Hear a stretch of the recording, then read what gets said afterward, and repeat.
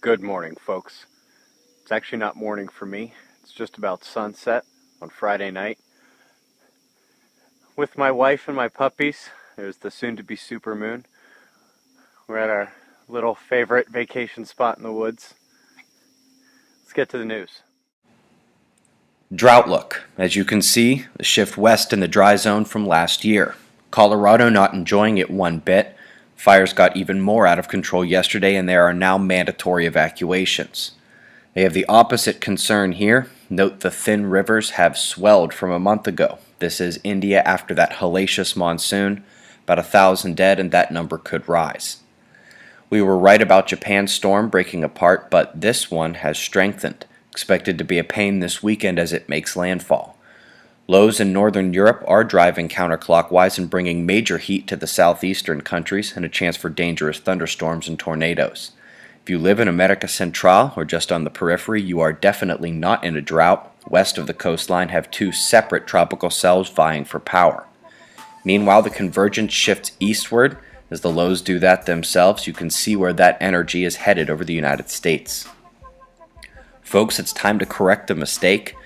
Yesterday I claimed the CME from this M2 solar flare would miss Earth.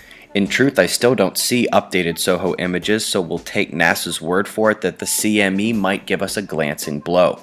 You remember how these endless spirals work from my video How to Watch the Sun? Remember, NASA makes these for us after the CMEs. They don't actually stream data or anything. It's just their best guess. Bartol shows muon counts a bit higher than normal, but the blue rising just above that is the arriving story, coronal hole stream. Speed ramping over 700 kilometers per second with a slight drop in the density. Looking days ago at the sun reveals the leading edge of the coronal hole was facing Earth, so this is right on time. Got the 3-day solar wind here on SOHO showing the density spike from 2 days ago when we said to expect the speedy particles on the way.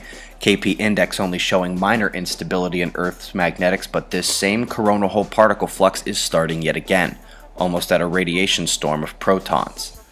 Got sunspots all over the disk, but not much flaring. I'm going close up on some of the established regions to show that there is just not a lot of magnetic mixing. Blue and red umbras, very well divided. Complex surface plagues don't count either.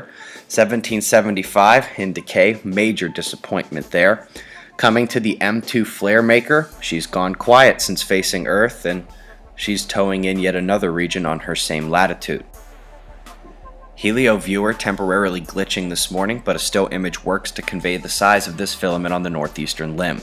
She is turning towards Earth now. As you know, the quake watch is almost over, with the top coronal hole spinning out, the south one facing today, and the supermoon tomorrow. After the sharp uptick to start the watch, I will actually break this into 2 watches so that that first one on the equator can still be a success, but these bigger ones north and south can fail. That'd be a strong statement for the transequatorial coronal hole factor. It's not like quaking was absolutely quiet, just didn't hit the 6 magnitude rubric. The Greece quake was normal, but not Albania and the Italian rumbling. Guam had 2 5-pointers in a few hours, and the world gets many 7-pointers in between Hawaii's 4-pointers, so that's a rare one. I'd still be more than happy to call these polar coronal holes a failed watch if it means no injuries or damage. Eyes open. No fear, it's 6:55 a.m. Eastern Time, and that's the news. Be safe, everyone.